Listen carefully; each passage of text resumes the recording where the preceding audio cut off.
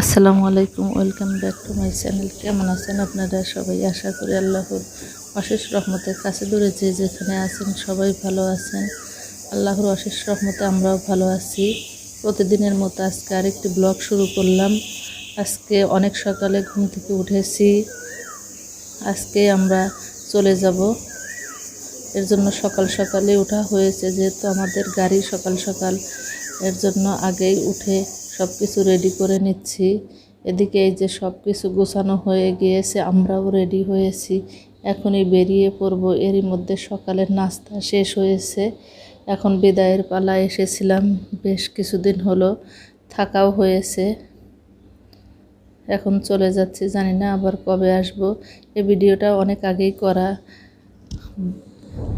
এটা আপলোড দিতে দেরি হয়ে গেল। আমরা ঈদের ছুটিতে বাড়িতে গিয়েছিলাম, এখন চলে আসছি। আজকে বাবার বাড়ির শেষ দিন, আর একে একে সবাই বিদায় নিচ্ছে। আমার বোনরা চলে গিয়েছে, আমিও আজকে চলে যাচ্ছি। এরপর ঐশী চলে যাবে, আমার ভাইয়ের বউ ঐশী, ও চলে যাবে হয়তোবা আগামীকাল। বাড়ি সেই আগের মতো আবার ফাঁকা হয়ে যাবে।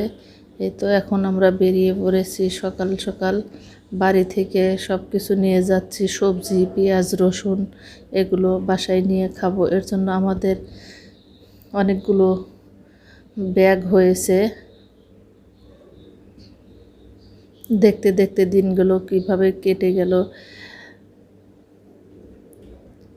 এই তো আমরা এখন চলে যাচ্ছি। আমাদের বাড়ি থেকে কিছু দূরে গিয়েই বাসে উঠতে হয়, আর আমরা এখানে গিয়েই সেই বাসে উঠে চলে যাব।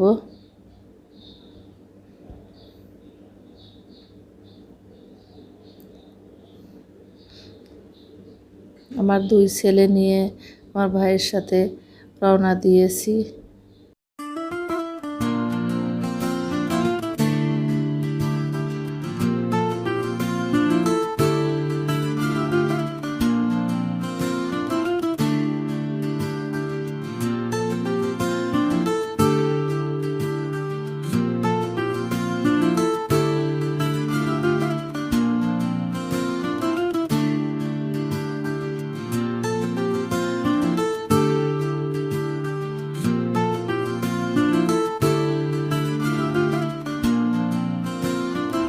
এই তো আমরা গাড়িতে উঠে পড়েছি, এখন রওনা দিয়ে দিলাম।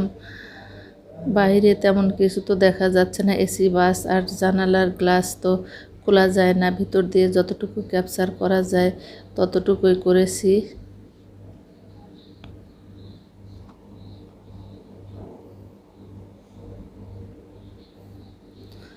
রাস্তায় প্রচণ্ড ভিড় ছিল, গাড়ির সিট পাওয়া অনেক কষ্টের ছিল, যেহেতু ঈদের পরে। এই তো আমরা এখন ফুড ভিলেজে চলে এসেছি, আর ছেলেদেরকে নাস্তা করানো হচ্ছে। ওদের পছন্দের কি কি খাবার খাবে সেগুলো দেখানো হচ্ছে, যেটা পছন্দ করবে সেটাই খাবে। আর অনেক গরম পড়েছিল, ওদেরকে আইসক্রিম কিনে দেওয়া হয়েছে, আর এখান থেকে হয়তোবা বার্গার নেবে।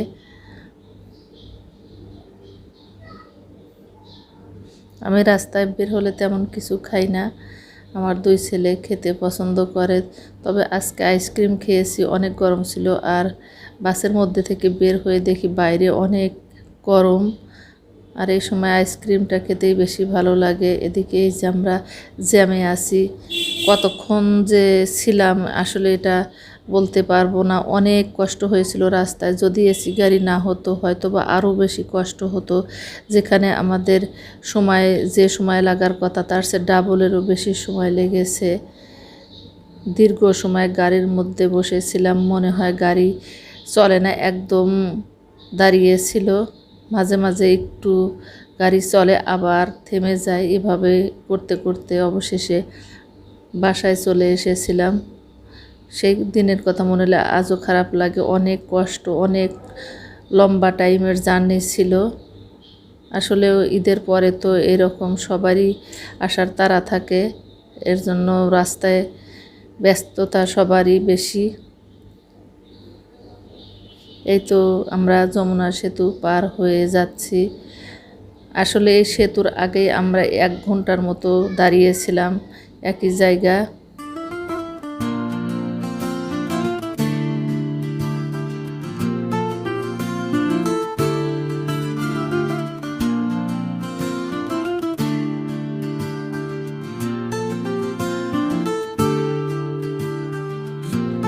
অবশেষে আমরা বাসায় চলে এসেছি। আর 2 দিন আগে আমার বোন এসেছিল, ওর অফিস আগে খোলা হয়েছে, এর জন্য ও আগে এসেছে। আর এই যে এসে আমাদের জন্য রান্না করে রেখেছিল। আমার ছেলেকে এই যে ফ্রাইড রাইস বানিয়ে দিয়েছে, ওর পছন্দের খাবার। আর আমাদের জন্য ভাত, মাছ এগুলো রান্না করে রেখেছিল, সেগুলো আমরা খেয়ে নিচ্ছি।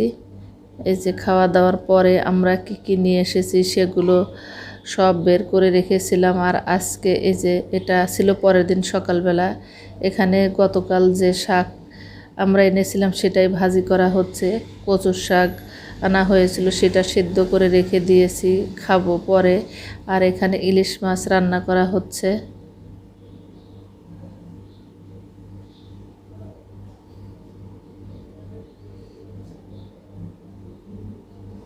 আমার ভাই বড় সাইজের একটা তরমুজ এনেছে। গরমের মধ্যে কিন্তু তরমুজ খেতে ভালোই লাগে, ঠান্ডা ঠান্ডা তরমুজ। আর আমার কাছেও তরমুজ অনেক পছন্দ, আমার ছেলেরাও পছন্দ করে। ছেলেদেরকে কেটে দিয়েছে, ওরা খাচ্ছে, আমিও খেয়ে নিয়েছি।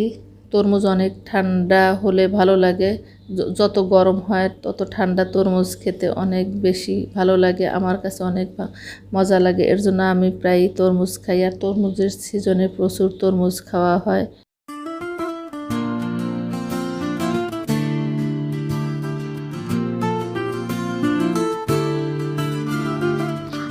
এদিকে এই যে রান্না শেষ, এখন খাবার টেবিলে দেওয়া হবে। আজকের মতো বিদায়, আল্লাহ হাফেজ।